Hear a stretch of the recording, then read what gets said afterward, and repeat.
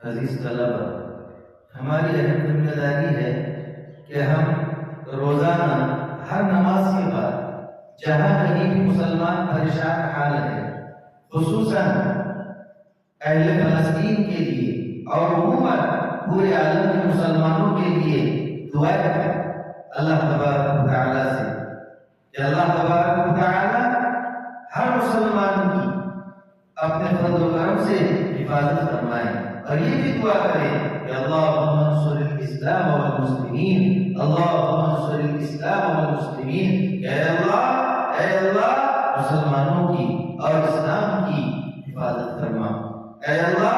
اللہم انصر الاسلام والمسلمین، اے اللہ اسلام کی اور مسلمانوں کی مدد و نصرت فرما۔ لہذا ہم روزانہ ہر نماز کے بعد دعا کریں اور سونے سے پہلے بھی یہ دعا کریں۔ اللہ